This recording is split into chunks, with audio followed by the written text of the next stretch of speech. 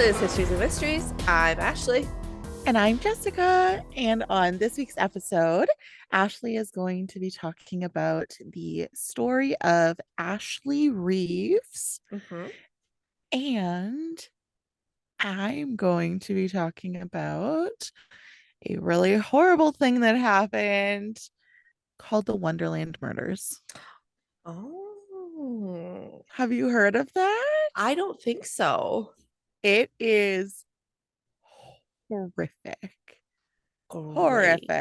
And it's awful. And the only reason I even looked at the story, like it just popped up randomly for me. And we have a theme park about half hour, 40 minutes from us called Wonderland. Oh. And so I was like, did a murder happen at the theme park? Yeah. Because I was just there in October for their Halloween hunt. And no, it happened in California. Like it happened in LA. Gotcha. But it was horrific. Before we started this recording, Jessica goes, do you want to hear what I'm doing? And I said, yes. And she goes, okay, good. I'm going to tell you when we record. I was like, okay. I got to keep you on your toes. Okay, slap you on. Jessica, guess what we did last weekend? What? We had my little guy's second birthday party. Oh yeah, it was yesterday. That's why I was so confused. Yeah, his birthday was yesterday, and we had his birthday party this past weekend. Yes, it looked like so much fun, and your parents were there, right? Yeah, they were. It was really nice to have them here. Good. I know they're not able to visit as often. So. Yeah, because they're all the way back in Michigan, but yeah, you really are her freaking twin. My mom. Yeah. Yeah, I get that a lot. Yeah, you sent me that picture of her sleeping. Yeah. Which sounds so freaking creepy. But she was cuddling my daughter. It was very cute. It's really cute. And like it looked like Ashley.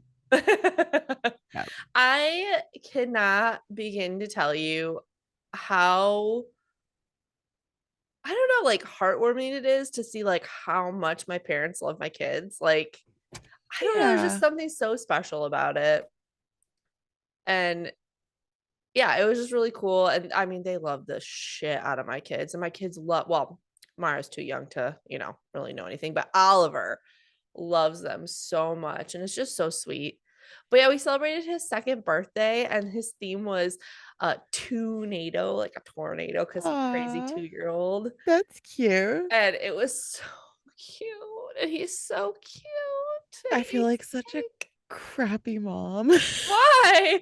We literally just like did a little party at home with her. Like we didn't even really have decorations or anything. We just hung out all day, and then she probably loved it, and that's all that matters. Kids that don't remember this shit. This shit's for the parents. Let's be real. So I just feel like I never take enough pictures, Yes, like yes. at birthday parties and stuff. Like I don't take any pictures because I'm just trying to enjoy what's going on around me and be immersive and not be on my phone, and then I regret it after. It's like the catch-22, right? Like but I have my friend Ireland, she always has her phone in portrait mode, so her pictures always turn out amazing. And she got this really cute picture of Oliver stuffing a piece of cake in his mouth. And I have almost that same exact picture of him when he was 1. And so you can see like the comparison between when he was 1 and when he was 2, and he's so big. It's crazy. He's so big. We both have 2-year-olds. I know, it's crazy. Ashley. They're so big. We started this podcast before we found out we were pregnant. Oh my gosh, we did. Yeah. That's crazy. Well, I hope you all have enjoyed the ride with us. It's been almost 3 years. Wow. That's awesome. That's crazy. Yeah. Well, to continue on with the craziness, my story today is insane. Sorry. Did you like that segue? Yes. Or segue, if you will. Segue. Segue. Segue. Um, Siege. it's pretty insane. So, okay, so I got my sources from True Crime Daily, the Killer Queen blog, and an article by Carrie Hansen at Visica. I don't know what that is, but so Ashley Reeves was your typical 17-year-old high school junior in Middlestadt, Illinois. She was athletic. She really liked basketball. She had a lot of friends. She even had a boyfriend named Jeremy, who her parents really, really liked. They had been together for 2 years, and Jeremy was described as really honest and wholesome, just like all around sweet, sweet kids.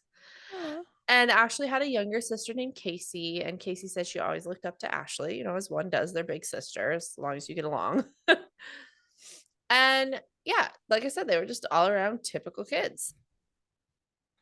Um, well, in April of 2006, Ashley told her parents that she was going for a job interview in a city about 20 minutes away, and then she was going to play basketball with some friends, but she promised she'd be home by her 10 o'clock curfew. That sounds very similar to last week's story. What did I do last week? It was the story of the girl that was shot at a party. Oh, And she yeah. went out and said that she was going to her nana's or something. And Yeah. Um, it's not similar to that at all. all right. Is it solved at least? Is it what? Solved. Yes. Nice. Yes. Mine is not, but it is, but it's technically not, legally Oh, not. okay. Gotcha. So she said she'd be home by her 10 o'clock curfew. So at 3:30, off she went for her interview, and she went in Jeremy's car because she borrowed his car.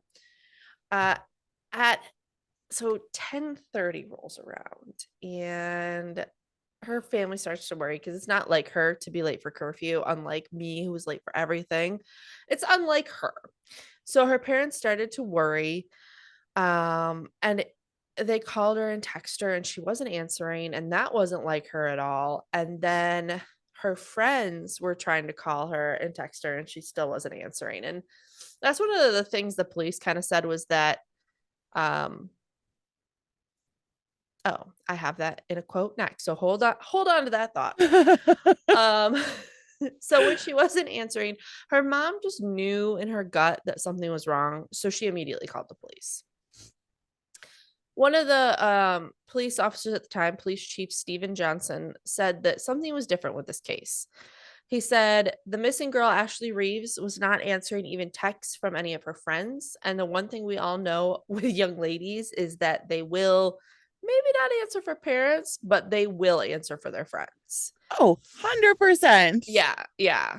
And so he felt like also, something's not right. And he said, unfortunately, we do get a few calls that are like that. And the vast majority of them are either maybe they just stayed out too long with a friend or something like that.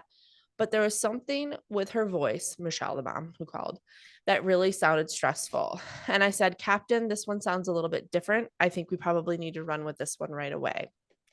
So police were really good in this one. They hopped right on it.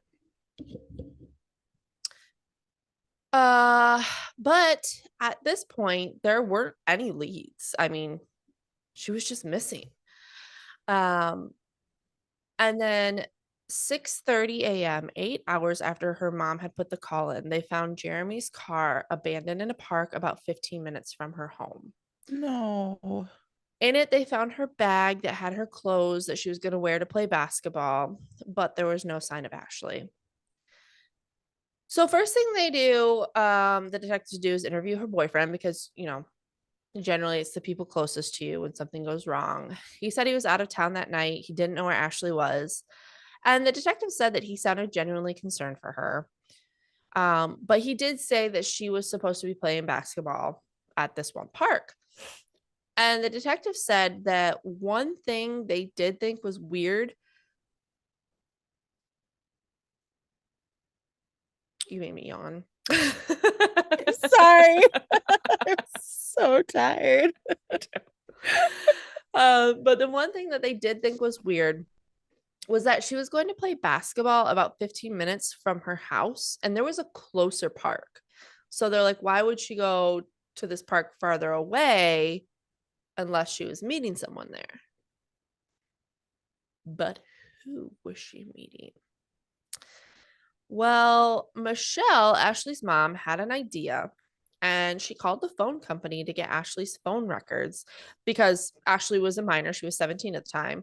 And Michelle owned the phone, so she was allowed to get her phone records. And she saw that she had several outgoing and incoming calls from one number. And when she called that number, 26-year-old Samson Shelton answered the phone. That's a name. That is a name. Sam happened to be a phys ed teacher and a driver's ed teacher of Ashley's. Ew. So That's gross. why was he calling a student, Jessica? For the hanky panky, I'm assuming. Uh, but before Michelle could even ask him, like, why are you calling my daughter? Because she said, do you know where Ashley is? And he said no. And then before she could even ask, like, why are you a teacher calling my daughter? He hung up the phone. Ooh, that's not suspicious at all, Right. Samson. Samson's an idiot. Samson's a dingleberry. Yes, he is. Ugh. So detectives started asking Ashley's friends if they knew why she was in contact with the teacher. And they did. Apparently, Sam had been Ashley's teacher back in 2001 when she was in 7th grade. And then they reconnected a few months ago, like a few months prior to her going missing romantically. And she would often meet up with him to play basketball. She was supposed to be meeting up with him the day she went missing. So detectives call Sam in. They said he was polite and cooperative. He said that it was all her. It was all in her head. Their relationship was completely platonic, but she was becoming obsessed with him and he had been trying to dodge her for days. But like, as a teacher, Really? you shouldn't be hanging out with your students socially. Like, find friends your own No. age. And like, don't be texting and calling her because they can see incoming Yeah. and outgoing. Yeah. It's so great. Like, I used to be a high school teacher. So, I mean, some of the kids I taught were 18. Yeah. I would never No. hang out with them Yeah. outside of school. Yeah, it's gnarly. That's disgusting. Find friends your own age. Those are babies. Like, Yeah. I've never understood that. But anyway, so police pressed him further and they were like, her friends actually said this, this, and this. And he finally cracked and said this quote, I will say this. We never kissed. We never kissed. Yes, we did have sex in the back of the vehicle there. And after that day, I felt absolutely terrible about it. What? What is this fucking Pretty Women? Like, or Pretty Woman? Like, you can't kiss. And if you What? don't kiss, it doesn't count. You had sex with the girl, But they didn't kiss but Jessica. so it's okay. Mm. And I thought that it was all in her head. Yeah. Now he's saying that it was mutual Mm-hmm. if he had sex with her. Mm-hmm. That And then he dingleberry. said, okay. I was with her the day she went missing. And okay, we did get in a fight because he wanted to end the relationship and she didn't. And okay, he did kick her out of the car, but like Jessica, she was totally alive when he left her. Like totally alive. Okay, no more questions. Thanks. Bye. I'm sure she was. Sam. Totally alive. What a dingleberry. He said, quote, she was screaming, kicking everything. Put her down, shut the door, ran the car. I took off. I left her. I left her there is what I did. I left her out by the Radio Range Road. I left her right out there. And hit her with your car. He said, again, quote, I did not want to drive by there because I would have drove by there. If I would have drove by there, I would have seen her. I don't know if she had got hit by a car or something and she was laying over there in a ditch. If I would have seen that, I could not stand it. I have an absolute fear. I have a very weak stomach when it comes to like gore movies. I can't even watch those. I still have in my head from that movie Texas Chainsaw Massacre that came out. Have you seen that movie? If I would like see her like laying on the side of the road right there, it just, I don't know, I would have felt absolutely like horrible You didn't feel horrible just leaving her out on the side there of the alone? road. Yeah. Um, and the detective said, "You mean to tell me that this person that you cared for and that you left on the side of the road, but you didn't even try to like talk to her or call her after that?" I find that hard to believe. Um, so surprisingly, during a bathroom break, from this interrogation, Sam runs into a lead detective there named Stephen Johnson. And apparently, Stephen was an explorer. Or sorry, Sam was an explorer in their law enforcement. Like, What? so let What's me an just read the quote. explorer? Let me just read the quote. I think it'll be easier. Okay. He was an explorer in our law enforcement explorer post. I was an advisor. It's part of the Boy Scouts, and they learn about law enforcement. Oh. Yeah, I was trying to explain it while not reading another quote, and I just did a horrible job. So I'll just read the quote. Um, so because Johnson knew Sam and had kind of a bit of a relationship with them, they put Johnson in Stephen Johnson. They put Stephen in to interrogate Sam, hoping that maybe since he knew him, maybe he could get a little bit more out of him, have some kind of rapport with him. And he said, "Tell us about the mistake that was made, Sam." And they kind of kept pushing him and pushing him. And finally, Sam says, quote, "If I left from here and I went and talked to my grandma right now and I laid down this whole story that you're saying, what's grandma gonna say?" And that's what Steve asked Sam, because he's like Oh, I basically was saying like, like, clearly your grandma's gonna say you were gone. yeah. You're gone. So he was basically trying to like guilt him in by using his grandma. Like, Of if you go course. tell your grandma this bullshit, what is she gonna say? Yeah. And then he kind of like continues with it, and Steve says, "Your grandma's not here, your mom's not here, but you know what, in a way they are, because everything they taught you, all of the talks grandma had with you are within you, all of them are. And unfortunately right now, Sam, you ain't telling us the truth, and you need to, you have to, for mom, for grandma." Oh my God, I love this guy. I know. Then he leaves, right? And at this point, Sam is weeping. It says weeping. And then he leaves Sam alone in the interrogation room for like the guilt to sink in. And then he finally confessed. So he What? said that he drug Ashley to a wooded area. He said, "I tied this thing around her neck to make it look like someone choked her out there." And he agreed to take detectives to the place where the body was.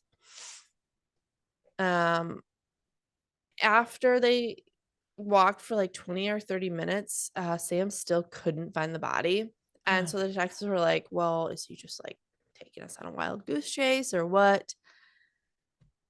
And then they find Ashley Reeves' broken body. What? Her broken body? Yeah, that's what it said. I wanted to keep that quote in there. Um, the detective said she was lying on the ground on her back, obviously deceased. There were thousands of insect bites all over her. She had been out there for a long time. So at this point, she had been out there for about 30 hours. He said that they got into some sort of argument and she wouldn't get out of his car. And oh, I forgot to mention, Sam, while being a teacher, was also trying to break into the professional wrestling business.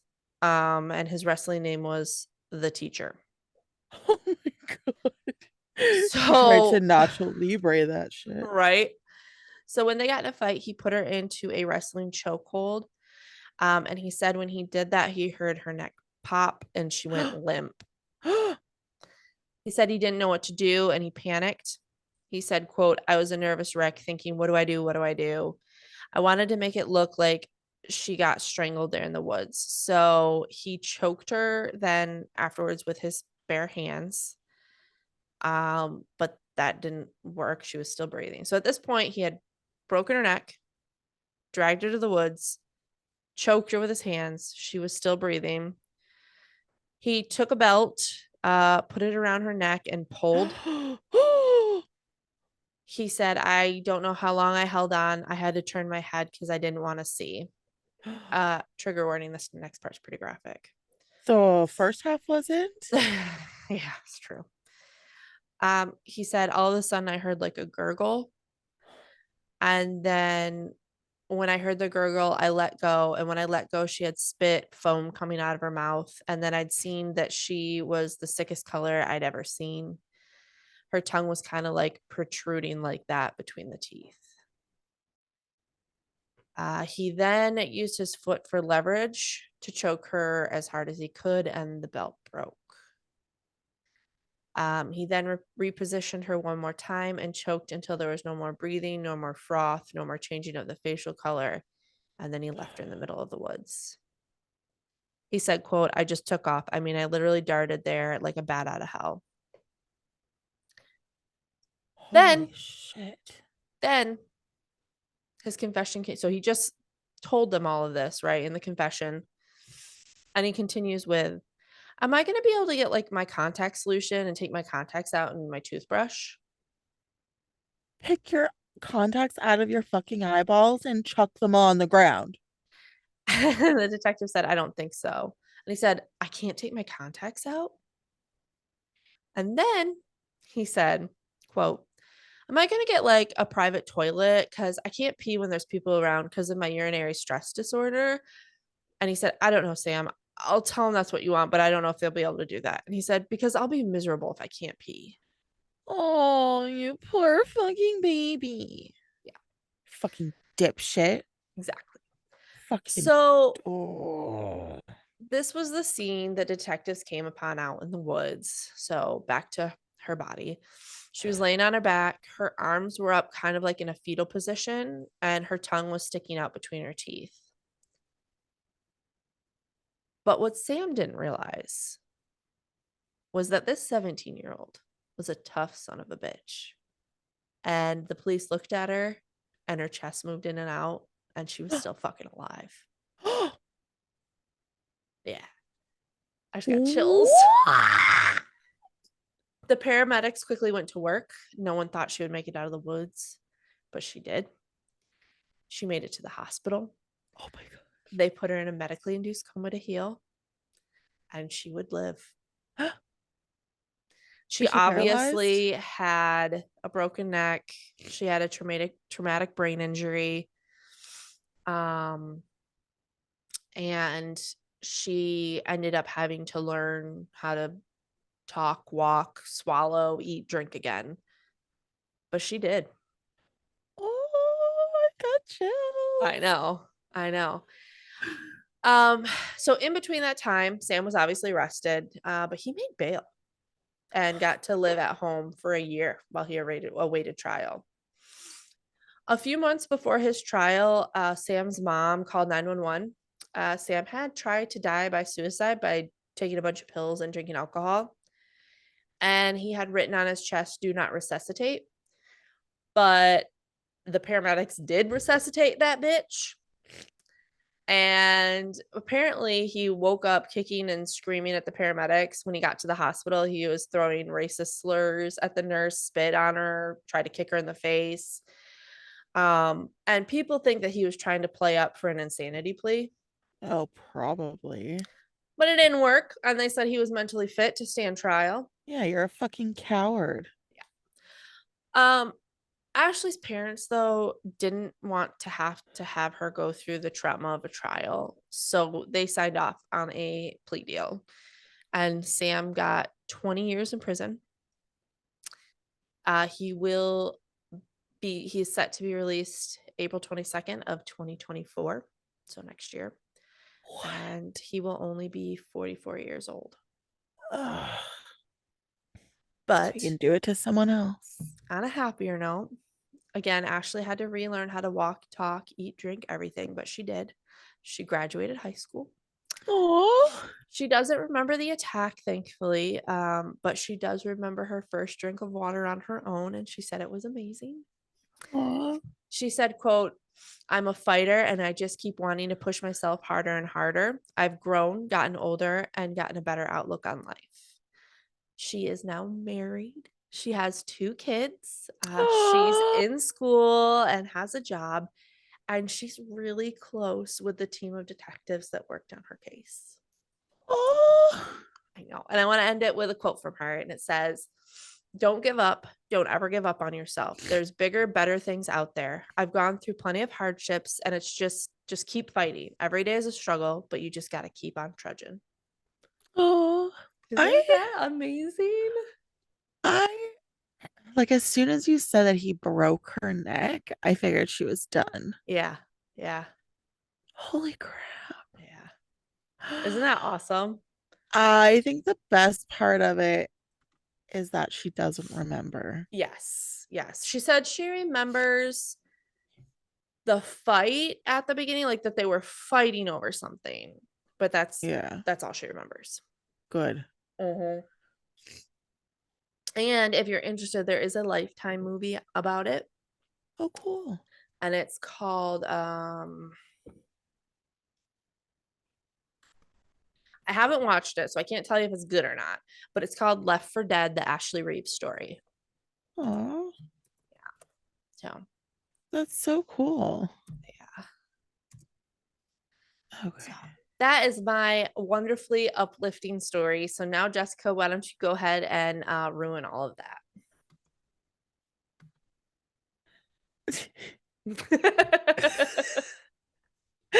Okay. First of all, thank you. That story didn't take the turn I thought it was going to, and I'm I very happy know. it did. I know. So good. Um, and this story took me where I did not think I needed to go. So here we are. So it is the Wonderland Murders. I used all its interesting, rollingstone.com. And then I also used another website. I don't remember what it was. And I watched a video on YouTube. Oh. This video, I don't know how it's on YouTube, but this video was the original crime scene footage video where the lead detective went through and analyzed every bit of blood splatter. Oh, wow. And the horrifying thing of it is it was before the bodies were removed. So they're all on video. You know what? I meant to say this in my story too. They actually have the crime scene video as well of her, Yeah. of them finding her in the woods. And so it is on YouTube. I did see it. And the only reason why I watched it is because I know she lived. I don't want to see like the crime scene video of a dead body. Like you said, Yeah, it's awful. no. I did I I figured it would have just been them like going through Yeah. Yeah. when the bodies were already gone. Yeah. And I feel like, I don't know, it just feels kind of disrespectful to me, Yeah. you know? Um, but so you can see kind of the position that they found her in, and you can see it when she breathes and the reaction the Oh, detectives have. So that's so it's kind amazing. of an uplifting video. I mean, it is very graphic because she's Okay. not in a good position. Like you can tell she's, not good, but it is out there if you want to see it. Oh. But yeah. Okay, sorry, go ahead. No, that's okay. don't watch the video I watched because it was awful. Awful. Good to know. I will not be watching it. So, um, eight. You like don't even want to start. I had a. Okay. Today, a charming little split level with a carport, an iron frame balcony, and a family driving a minivan can be found at 8763 Wonderland Avenue in Laurel Canyon. Ooh, let me look that up. 8763. Yeah, Wonderland Avenue in Laurel Oh, Canyon. came right up. Yeah. Oh, that's a cute little house. Yeah, It's on Zillow. it didn't Oh, used to wow. be. It's not little, it's very expensive. Yeah. It's two Uh, bedrooms, two baths, yeah. 1,000 square feet, and the Zestimate is $867,000. That's how awful the market is. California is insane. It's those are basically the prices of houses here. That's crazy. And yeah, it's just Whew. Okay. awful. Sorry. Go ahead. Okay. There is no indication on the outside of the house that would have suggested that anything bad had happened on the inside.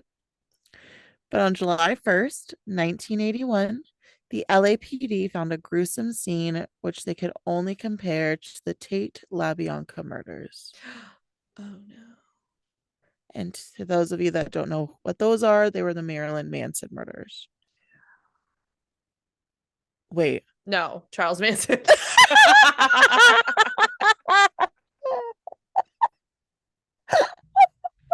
Marilyn Manson that we know of has not murdered anyone, although he's very creepy and I wouldn't put it past him. Not just because of his aesthetics, but because of the stuff that he has said. Oh my gosh, that's so funny. Charles Manson. I'm sure you're not the first one to make that little I bloop, do and I'm sure all you're the not the time. last. I'm sure you won't be the last. They were the Charles Manson murders. Yes. So the Wonderland Gang, LA's most successful cocaine distributor in the Oh, 1970s, wow. resided at this residence. Okay. Their expanding business had essentially monopolized the cocaine market. Oh. Though Joy Miller's name was on the lease, a variety of people lived there on a regular basis. Joy had been using heroin for a really long time and had joined the gang after divorcing her wealthy husband and leaving her Beverly Hills lifestyle. That's so sad. Drug use is so sad. Yeah, it's awful what it does to a person. Yeah. I, for some reason, in the crime scene video, they never pronounced the names of these people. Oh. So I'm going to try my best. Okay. I have faith in you. Billy Deverell, the cool headed second in command of the group, was the boyfriend of Joy Miller. He would eventually be described as a reluctant criminal who regretted that his lengthy history of heroin misuse and the arrests that followed made it challenging for him to get and maintain other work. So he's kind of like the Frank Gallagher of the group. Gotcha. Yeah. But there's absolutely no half-heartedness in Ron Launius's illicit activities. The ruler of Wonderland, Launius, was a cold as ice. Launius? I don't know. It's a weird last name. It's like Launius. Oh, that is rough. Launius, right? Launius? Laun no. What do you say it again? LAU. Nius. Yeah, that's a tough one. Yeah. Anyways, I'm gonna roll with it. Okay. When he was I'm just not gonna judge you. thank you. When he was dishonorably discharged from the army for bringing drugs back to the United States, within the bodies of deceased servicemen. Oh my God. Yeah. So he had Wow. already established a reputation during the Vietnam War. Wow. That's low. That's wow. Horrific. Yeah, that's awful. Ugh. When the prosecution's key witness was killed in an accident, Launius, who had already served time in prison for smuggling, narrowly avoided being sentenced to life in prison for murder.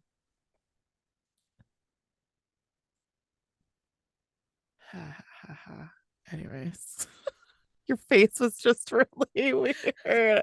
I thought like you were gonna say something or I said something wrong. Oh no, sorry. I'm just listening. Oh. However, by the summer of 1981, Lonius was a person of interest in up to 20 more homicides. Oh my gosh. So police didn't believe they had missed their chance. But not. Susan Lonius, Ron's wife, also resided in the Wonderland home. Like her husband, she used drugs and she mostly avoided participating in gang operations, Hmm. which is good. Yeah. The most peculiar resident of the Wonderland home was John Holmes. Do Why you do you know say who it he like that? is? No. He was a well known porn star who Oh. frequently visited and frequently bought or mooched cocaine from the group. Booched cocaine. Yeah, no, he's this like really famous porn star. Oh. The Wonderland gang made money from other things besides cocaine. Their side job was armed robbery, Oh, what a side job. and their secret passion was heroin. Oh, okay. So nice, right? Mm-hmm. Stealing from their opponents was a source of cash and a successful strategy to keep their rivals out of the game until it backfired one horrific, deadly night. Uh-oh. 4 members of the Wonderland gang robbed the residence of infamous club owner and gang boss Oh God. Eddie Nash on June 29th, a few days before the Wonderland killings. Uh-oh. To So like it handcuff, was them. it was them that, yeah, Yeah. like robbed his house. And then And then it's he just, retaliated. yeah, Yeah. this is where it's the whole they have proof, but they don't legally have the proof. Gotcha. Okay. Um, to handcuff Nash and his bodyguard, Gregory Diles, Launius, and Deverell led David Lind and Tracy McCourt into the opposing leader's house while posing as police officers. Oh. As Nash was being forced to unlock the safe during the robbery, Lind unintentionally shot Diles, injuring him. Oh no. Well. Shot his bodyguard. Oh. Undetected, they fled with $1.2 million worth of illicit drugs, money, jewelry, and weapons, the latter of which came from a collection that the Wonderland gang itself had just days previously sold at Nash. Wow. What year was this? 1981. But Okay. how funny is that? You sell the guy stuff, get the money from him because you sold it to him, and then you And then steal it steal back. back. Yeah. I would like you to know that adjusted for inflation, that is around 3.5 million now. Nice. That's a good flow. Nash pointed fingers at several people he knew were in his home on the day of the incident, despite the fact that police originally did not name a suspect. Mm. John Holmes was at the top of his list since he had visited the residence 3 times earlier that morning. probably to make sure that the patio entrance that the group later used to enter was unlocked. Oh, well, that's pretty sloppy Yeah. work there. Yeah. Liberace's old boyfriend, Scott Thorson, was also there at Nash's home. I know all about him. A podcast I listened to just did a whole Let's Go to Court, just did a whole episode on Liberace. Really? Yeah. Oh, that's cool. Tell me Yeah. about him. Uh he I don't remember. I listened to it like a month ago. That's so funny. But I do remember that he was like at one instance you feel bad for him, and then he does some creepy stuff where you don't, but then you still kind of do. That's I do remember that feeling. That's all I remember. Yeah, that makes sense. So Liberace's old boyfriend, Scott Thorson, was also at Nash's home. According to Thorson, Nash was so convinced that Holmes was involved that he ordered his wounded bodyguard to chase him down and torture him for the names of the attackers. Oh my gosh, poor bodyguard. Thorson also added that he had heard Nash order the killings, Oh, which is important to remember. okay. Thorson's allegations were likely true, even if they were never verified. That's because the attackers were discovered brutally bludgeoned in their house just 2 days after Nash allegedly beat him in exchange for information about the perpetrators. Mm. A pair of furniture movers called the police in a panic around 4 p.m. on July 1st. Happy Canada Day. They had heard frantic, agonized groans coming from the drug house while they were working at the home next door. Oh. An awful scene greeted the detectives. And this is where it gets very graphic, so I'm Okay. sorry. David Lynn's girlfriend, Barbara Butterfly Richardson, was found dead and drenched in blood next to the couch she had been sleeping on. Mm. And when we first watched the crime scene video, she was the first victim that they got to. Mm-hmm. And we didn't even know that there was a body on the floor until they pointed it out. Oh God. It was awful. Yeah. Deverell was discovered dead at the foot of the bed, resting against the TV stand, while Joy Miller was discovered dead in her bed. Mm.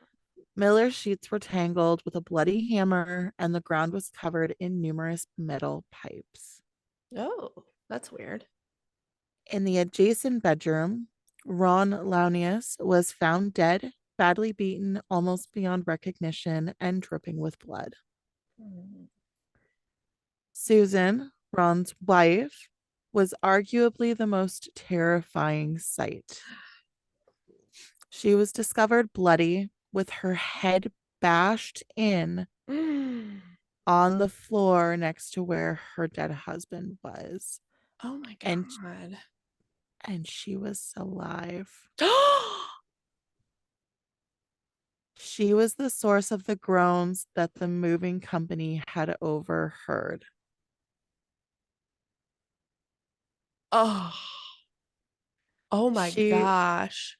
she would survive the attack and heal fully, but the brain injury she had caused her to have permanent amnesia, rendering her unable to recollect the details of the Wonderland murders.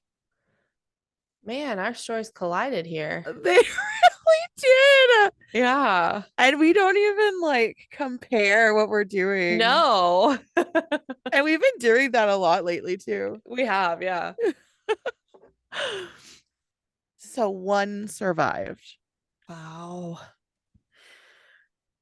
When the neighbors were questioned by the police and the property was investigated, they eventually confirmed that they had heard screaming in the early morning around 3 in the morning.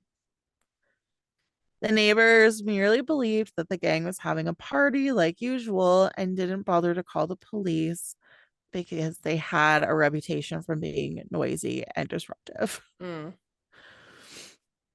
With that information in hand, they could gather that Susan had been lying on the floor for 12 hours with Oh her my god. skull bashed in. Oh my And god. there was a lot of blood where her body had been. I bet. A lot of blood. Ugh. A bloody handprint was discovered on the headboard above the deceased Ron during the police search, which was seen on the grisly Wonderland Murders film. It belonged to John Holmes, who had been detained and accused of 4 of the murders. The prosecution contended that he had attacked the Wonderland group in retaliation for their distribution of the proceeds from the Nash heist, which he had which had left him feeling betrayed, Mm, basically. yeah. But the story didn't hold up, and both the jury and the general public believed that the porn star had just been caught in the crossfire. Gotcha. Okay. As a result of being offered drugs as payment by the Wonderland gang to unlock the entrance to Nash's lair, a task a task that required multiple trips, hence being there 3 times in a day. Mm-hmm. Holmes had become a really big target for Nash, who thought that he was a collaborator for the Wonderland gang. When Holmes refused to let Nash's men into the Wonderland mansion, Nash's men beat him until he relented. Holmes was found not guilty, but as a result of his refusal to testify during his trial, he was sentenced to 100 days in prison for contempt of court. Wow. Nash was next. Police questioned and ultimately detained the rival drug dealer because they believed Nash had killed the group in retaliation. Mm-hmm. But a deadlocked jury prevented Nash, who was accused of organizing the killings, from receiving a conviction. Well, and I wonder how many of those jurors he got to, you know? One person disagreed. Oh, One person. I bet that person was, Yeah. working for him or something. Yeah. Before being accused with drug trafficking and money laundering in 2000, Nash went unpunished. He acknowledged as part of a plea agreement that he had bought the sole dissenting juror in the initial trial. Yeah. Yeah. On the night of the killings, he also admitted to ordering his men to reclaim the stolen property from the Wonderland house, but he never acknowledged ordering the murders. Oh, But you remember earlier, Scott yeah. Thorson said that he specifically heard Nash order the killings. Yeah. The Wonderland murders are now regarded as one of Hollywood's most horrifying incidents, a horror tale whose picture and videos have remained unsettling long after the victims' bodies were buried. And that is the story of the Wonderland murders. Thanks. I hated it. Now, I don't know if maybe I missed this or um I don't know. But did they ever say why they called it the Wonderland House? Because they live on Wonderland Avenue. Oh, yeah, you totally said. I literally typed that in to look up the house earlier. Oh my